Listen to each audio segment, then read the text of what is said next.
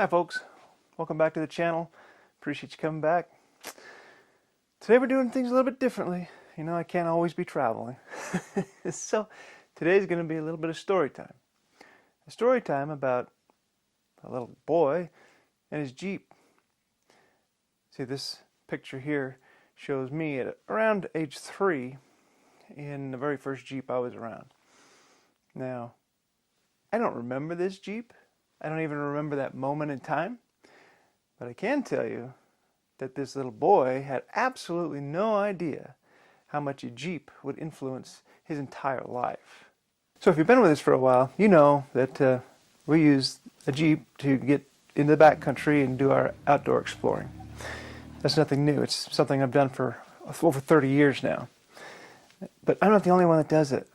There's a huge fanfare for Jeep, and there's festivals and jamborees and Jeep safaris, all kind of things that happen every year in the United States to celebrate off-roading and Jeep. And what could be more American than that?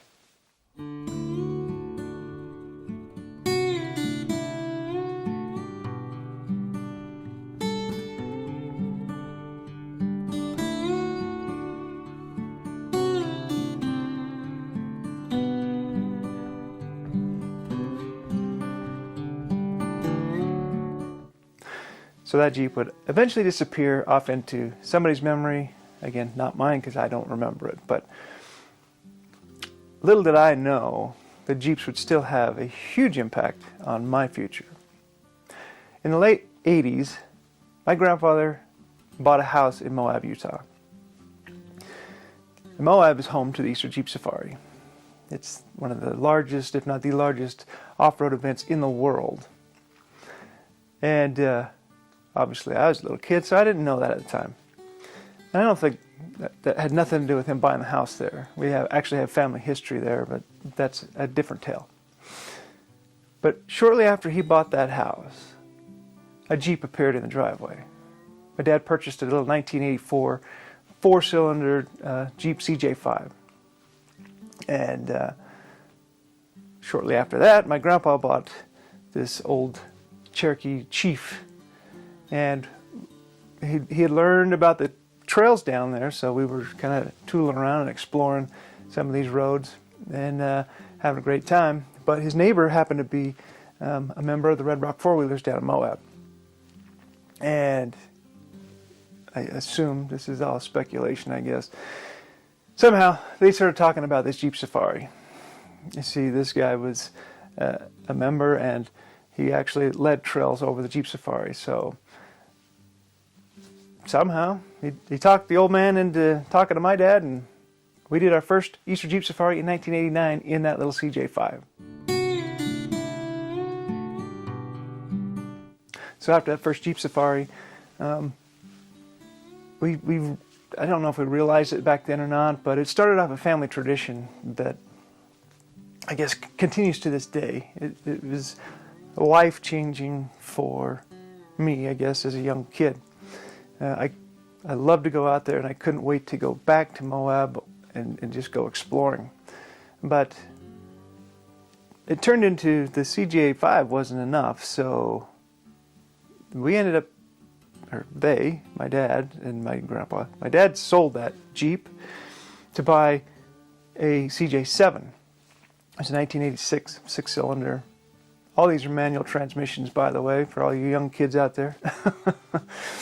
And my grandpa ended up getting rid of his Cherokee Chief, and he also bought a CJ7. It's just the popular Jeep at the time. You could pick them up for cheap, and you could get parts for them pretty easy. And they climbed like nobody's business. I mean, they were almost the absolute perfect vehicle. The CJ7s were just a little bit longer than the 5s, so you had just a little bit more room for your passengers, and you could carry a little bit more. With probably about 8 to 10 inches behind your seat. But it was enough for a cooler, and that's all you needed, right? So obviously the other two Jeeps had to leave to make room for these two new ones, and that was kind of when things really started to change. I was getting older, and they were building these Jeeps in the garage, and I started to get interested in building them as well. The other thing that happened was our family started to kind of grow too. My dad's friend, he ended up buying CJ7 and coming down, and we spent years with just him and his family coming down with us, and again, they kind of had an annual tradition as well. And it was a blast. It was a great time for me in my life. I had a blast. And then my dad did something I thought at the time was absolutely crazy. He pulled up in front of our house in Salt Lake with this beat up, ugly black CJ5. And the fenders on this thing look like, if you could imagine, if you imagine breaking a dish and then trying to glue it all back together, gluing all the pieces back together and seeing what you come up with. That's what the fenders look like on this Jeep. It was beat up. It had been bondoed in places. It had all peeled off, and rag top on it. It was just trash. And I was thinking, at the time, I'm like, what are you doing? This is nobody can fix this thing. Yeah, well, I didn't know what I was talking about for sure. He took that down to Moab and turned it over to my grandpa, and he went to work. He tore the thing all the way apart. I shouldn't say all the way. He tore the fenders off, tore the whole front clip off of it, and got down to the nitty-gritty. One of those fenders did get replaced. The other one was saved. But again, what I didn't know about how to build a vehicle, my eyes were open. That's all I can tell you. Because once we got into it and fixed everything up, got the body fixed, started doing the paint, I was involved in putting stuff back together. And man, when that thing came out, it sure looked good. And we painted the same color the other Jeep was, the other CJ5. It was an autumn gold. I love that color. I still to this day love that color. And back then, you didn't see too many of that color. In fact, Jeep kind of did one similar here not too long ago on the JKs. And had I not already owned a JK, I would have been very tempted to go find one because I absolutely love that color. And I love that Jeep too. That became my favorite Jeep. That one had a V8 in it, where the other one only had a little 4-cylinder. This thing had a 304 V8 in it, 3-speed transmission. It was loud. Had glass packs coming out the side, so just exhaust blowing out right under your butt. And yeah, you ended up smelling like exhaust all the time, but man, it was fun to drive. Now this would end up being my first car. Can you imagine? Teenage boy with V8 power and loud glass packs. I mean, what more could you want? Well, it was a little bit cold in the wintertime. Rag top and all. Even the newer one. It was a little bit chilly, but I didn't care. I was a kid. We were tougher back then. No, I loved it. I loved every minute of it. Now, part of owning a Jeep is building it.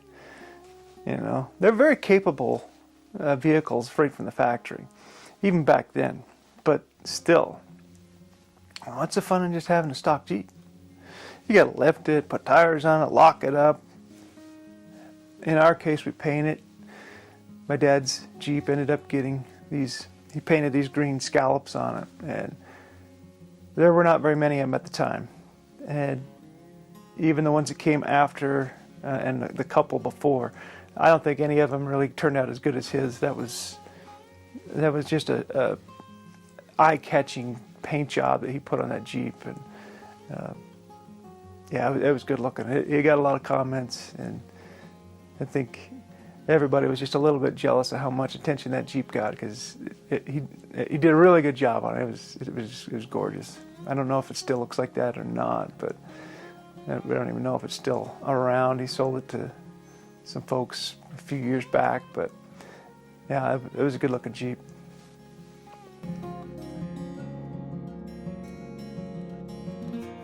Now eventually even mine would change. I took the 304 out that was kind of old and tired, and replaced it with a 360 cubic inch V8, and oh boy, that thing, then it was really loud and it really was fast. It turns out I ended up building a race car instead of a Jeep. It had way more power than what those little axles could handle.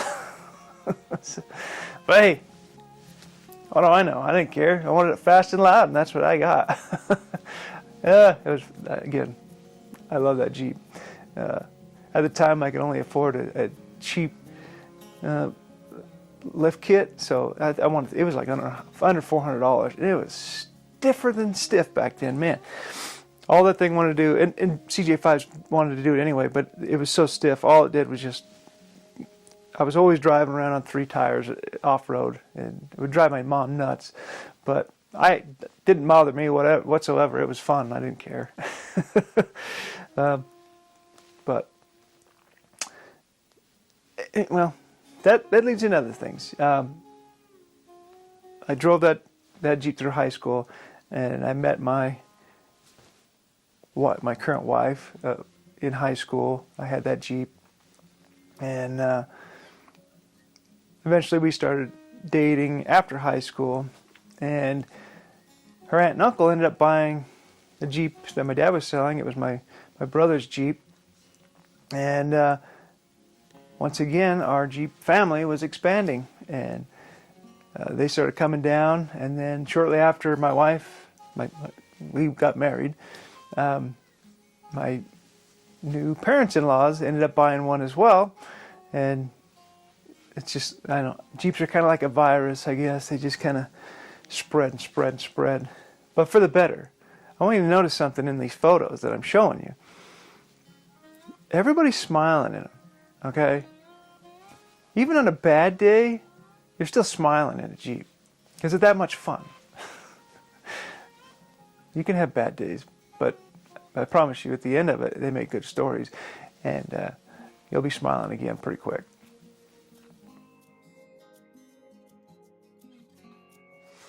Of course, it didn't take long after Misty and I were married that we needed more room. Here we go again. It wasn't just me anymore. I had a full-time passenger, and we were going to have babies. So, I sold my beloved CJ5. I regret it even today, but, you know, when you're young, you don't have a lot of money, you got to do what you got to do. So, I sold the CJ5 and bought a 1988 Jeep Wrangler.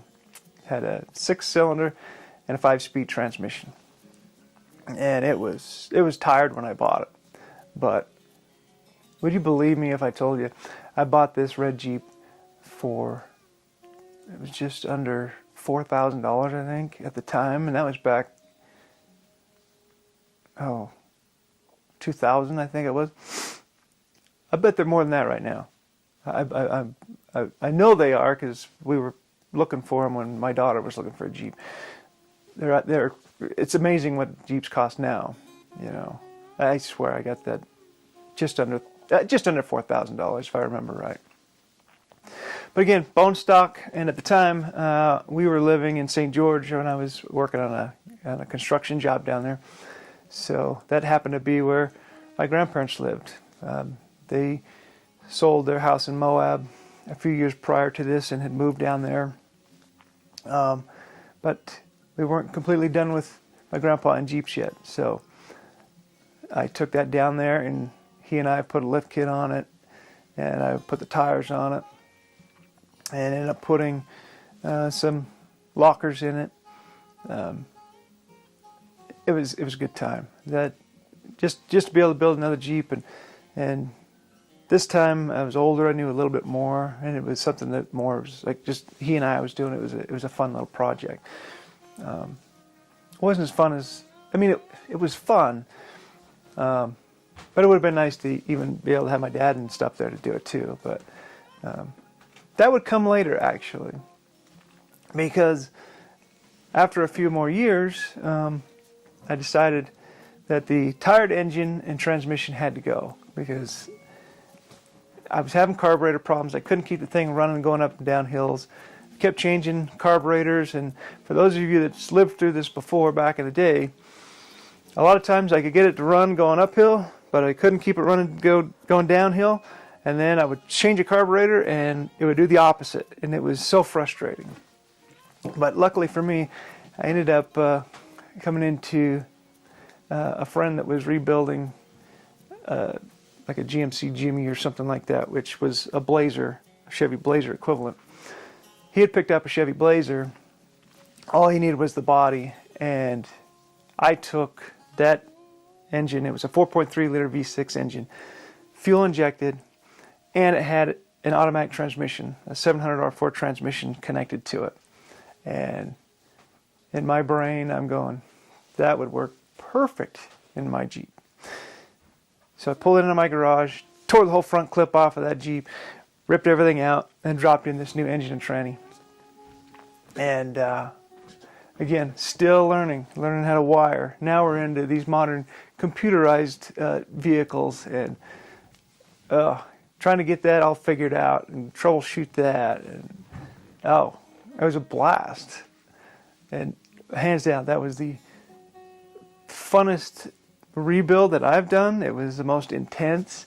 And when it was all done, it looked good and it drove awesome. I never, again, had a problem on any incline or decline because it was fuel injected.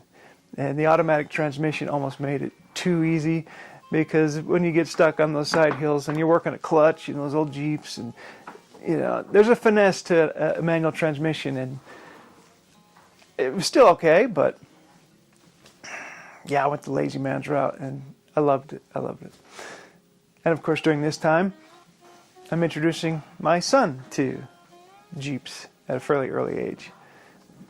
Everybody in my family's got to have their customary Jeep photo, I guess, when they're a kid. I don't know.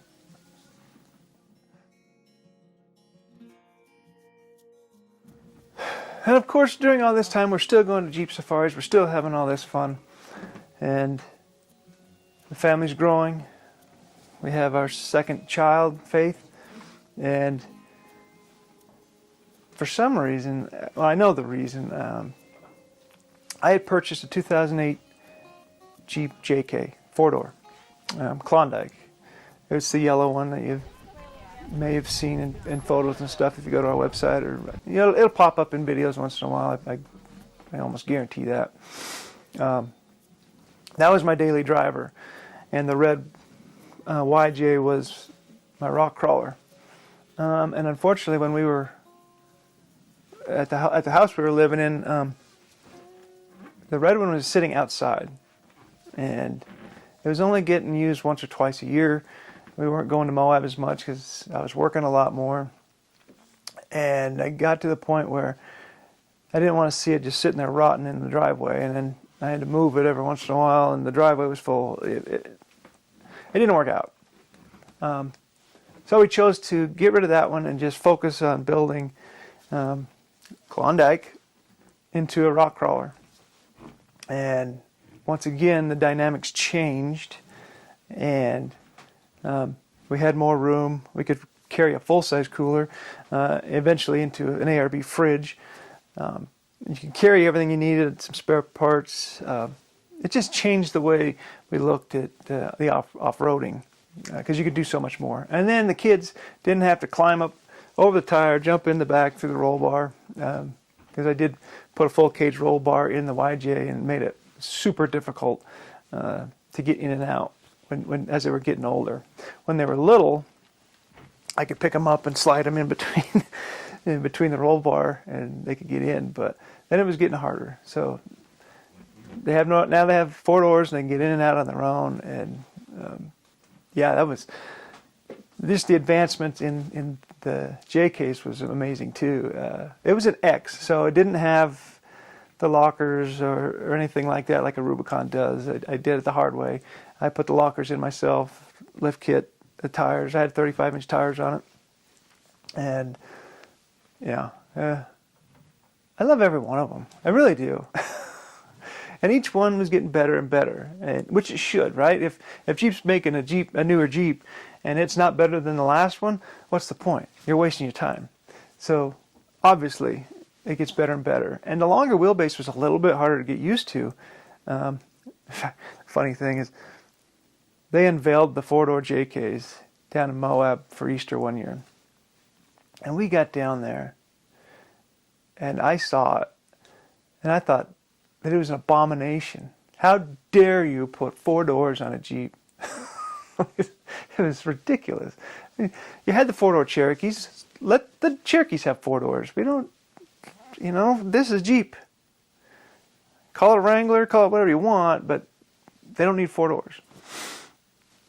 Yeah, well, I was wrong. I loved having the 4-door. Again, maneuvering, your lines changed a little bit, but I didn't regret it. As soon as I got out there and was off-road with it, you started to pick up on how just a foot or two more can actually improve your lines and smoothen things out, and your ability to climb over an obstacle just a little bit better. The 2 doors, they're still the 2 doors, and they're great. But I did find in my personal experience that the 4-door is just a little bit easier to get over a lot of obstacles.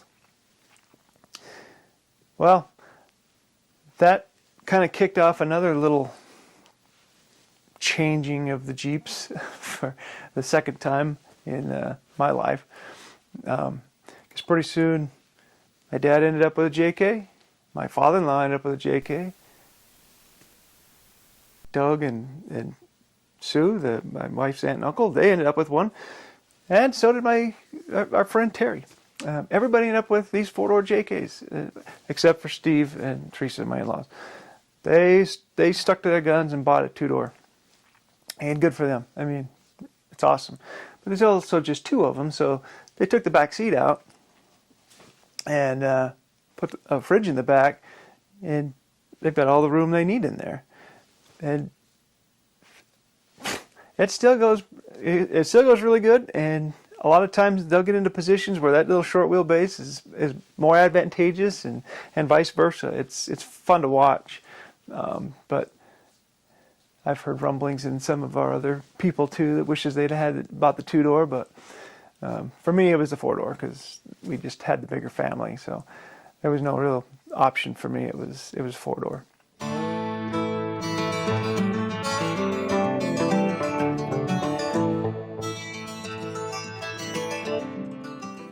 Now, fast forward to January of 2021, and for some reason, and I still to this day don't know why, I had this wild hair.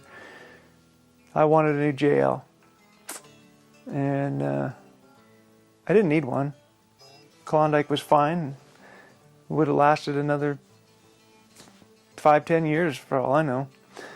But it was in my head, I am going to buy a new Jeep. So I put Klondike up for sale, and for a solid 3 weeks, I got maybe 1 call on it. Nothing serious. It just sat there and sat there. I thought, well, this isn't going to happen.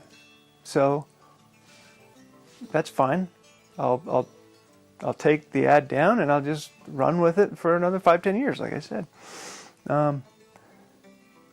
But as we were talking, I didn't really discuss it with the family. I was just going to do it because that's just what I do sometimes. Right or wrong, that's what happened.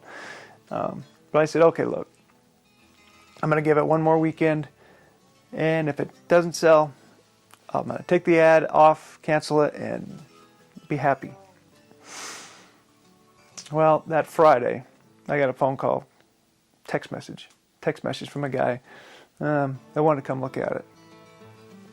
Like, yeah, sure, come on over. I didn't expect much because I hadn't seen much anyway. But he came by, took it for a drive, and told him a few stories. And when he got back from his test drive, he was like, okay, let's do this. And I was blown away. I'm like, okay, this just happened.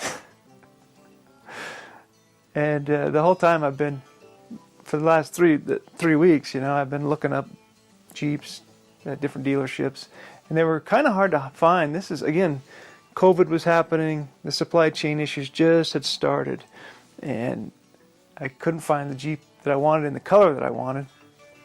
But I did find one that they were having a killer deal on, and it was a Rubicon.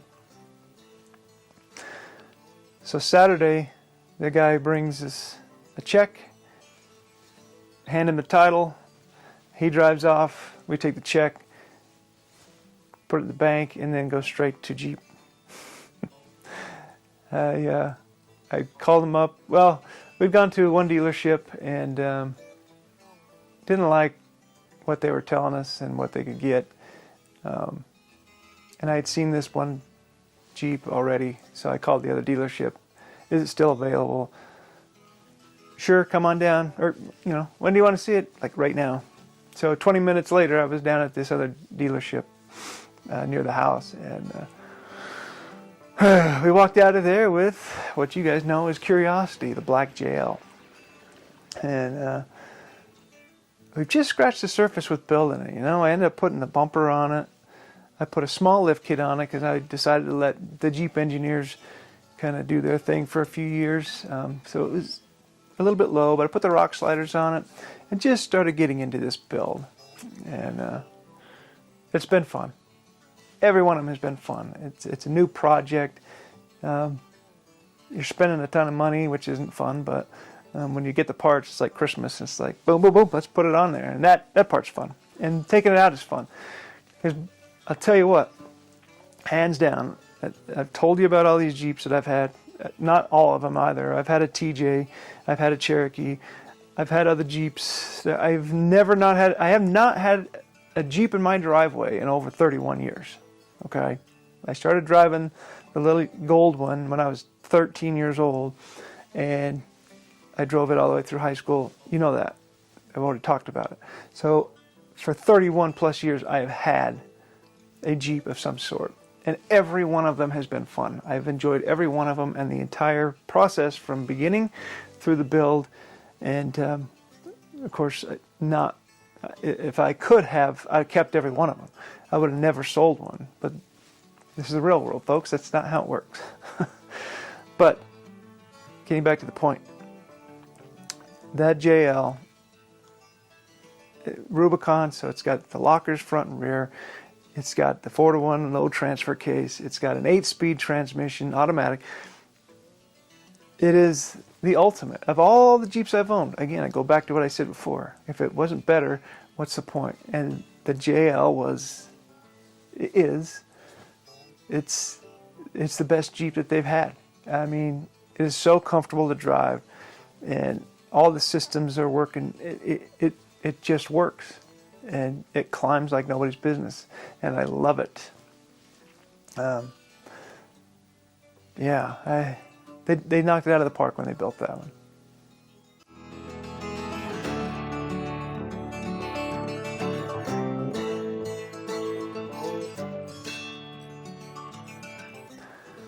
Now, if you're wondering, is the Jeep tradition continuing with the family? And I happily say it absolutely is. Just earlier this year, my daughter was looking for her first car, and want to guess what it is? Yeah, she picked up a 2004 Rubicon Wrangler, the TJ. She's just getting into this, and I know she thinks she knows what she's getting into, but oh man. The things she's going to do with it, and she's been enjoying it, and she's been filming herself going out into the backcountry by herself, not too far from here, so she's within cell phone range if she needs help. But it's been fun watching that and seeing her get into it, and I can't wait to get in and help her build it into what she wants. It's really a pretty clean Jeep.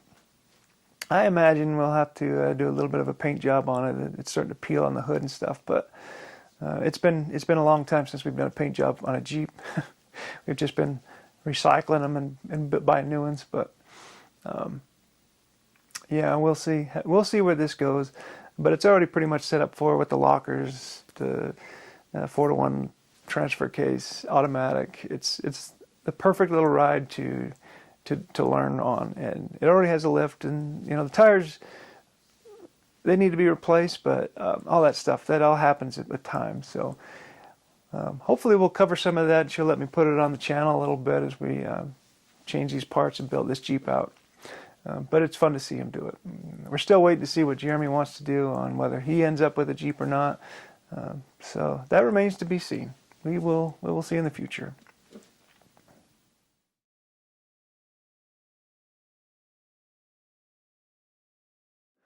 So what this all boils down to is, again, I go back to that one picture. I had no idea at the time that a vehicle, a car, a truck, whatever you want to call it, the Jeep would completely affect my life. Who says that? That's just weird. But I literally planned vacations around a Jeep, where it can take me. And I've traveled thousands of miles, myself, my family, my extended family, and those of you across the world that own Jeeps. Everybody's got a story like this, whether you're a Jeep person or some people grow up Toyota people, some people grow up Ford people and Chevy people and whatever. You know, there's always arguments about it, but at the end of the day, it doesn't really matter. It's not about what you drive. It's about the fact that you're out with your family and enjoying the outdoors. And for us, our family, that was a Jeep. All because one crazy old man and his son had a hobby that they shared with their son, and so on and so on. It's an interesting thing if you really think about it. And I've enjoyed every minute of it, and will continue to do so no matter what vehicle I drive. I'm always going to enjoy my time in a Jeep and, you know, hanging out in the backcountry and sharing it with my kids. Now that they're on that part of their life and their journey, it's even more fun to see them drive, you know, and yeah, good times ahead. And again, it's all because of this little go anywhere, do anything, all American Jeep. Well, I hope this video wasn't too boring for you. I felt it kind of important to kind of give you guys a background on where I come from, what we do. And again, I can't always travel, and sometimes we don't have projects going on in the garage, but I will definitely share those with you as we continue to move forward with these videos. I'm having a blast doing them, and it's even more fun to make them, obviously, because we get to go do fun things. So, if you like this, please like and subscribe, and keep coming back, checking in on us. Don't forget to visit our social media stuff. We're on Facebook, Instagram, X. We do share some things there as well. And just thank you. Thank you for keeping on coming and watching these videos with us. So, you know, I hope you guys out there, it doesn't have to be a Jeep, but I hope you guys have some sort of family traditions out there that you've passed on to your kids, and it keeps going and it spreads. You know, it's really a cool thing. And looking back on all this time and what we've done to try and shrink it into a short video is just impossible. The stories we have and the time that we've spent out there together has been so special. And I can't wait till the next trip, because it's just so much fun to do. And you know, it's even when you're going over the same trails over and over again, it's fun. I'm trying now to explore more widespread areas, but I don't care. If we're out in the dirt, we're out having fun, I don't even care. So I just hope you guys have something like that in your lives, whether it's in the dirt or not. But anyway, enough rambling. Next week we'll be back with another video, and until then, have a good, safe week, folks. See ya.